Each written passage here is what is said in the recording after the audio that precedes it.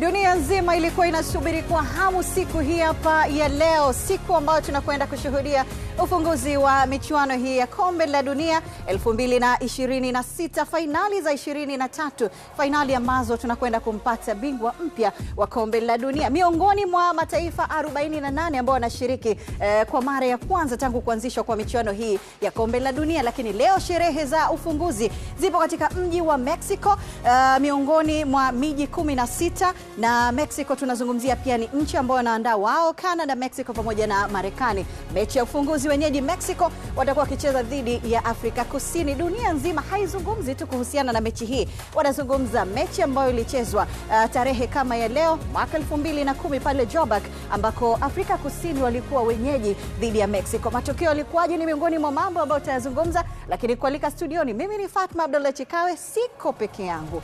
Jopo hapa limesheheni kweli kweli. Anaitwa Julieta Singano. Bila shaka ukimtazama unamuona miongoni mwa nembo ambayo inazungumzia soka la wanawake Tanzania. Anacheza Mexico. Bila shaka na mambo mazuri ya kutuambia.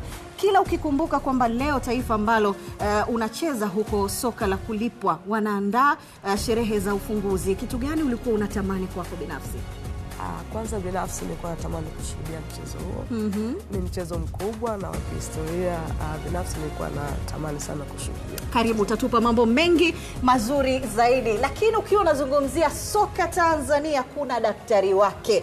Huyu ndiye Dr. Lik Abdallah. Wa Tanzania mlikuwa mnamtamani kwa hamu. Yuko wapi Dr. Lik? Azam TV tunaye na tunatamba naye. Karibu sana Dr. Naam, nishakaribia. Tuna hamu ya kusikia mambo mengi mazuri ya historia na mengineyo kuhusiana na Kombe la Dunia. Uko tayari kiasi gani? Naam, tutawapa kama kawaida wanapotarajia kutoka kwa Azam watapata. Basi sawa, lakini nimekuambia jopo hapa limesheheni.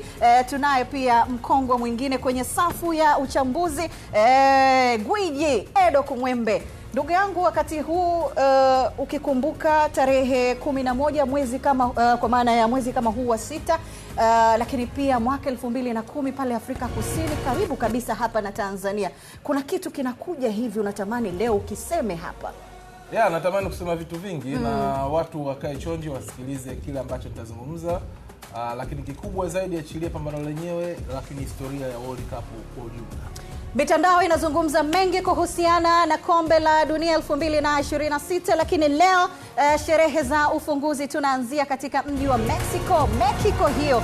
Kuna nini kinaendelea huko? Mengi mengineyo tutayajadili hapa mpaka kuelekea mchezo wenyewe ambao utachezwa saa 4 kamili usiku kwa saa za Afrika Mashariki. Hayo pamoja na mengineyo, karibu ukaribie nasi, tuko hapa kwa ajili yako. Azam TV, burudani kwa wote. Nikwambie tu mechi zote 104 utazishuhudia mubashara. Haijawahi kutokea, haikuwahi kutokea, lakini hapa imetokea.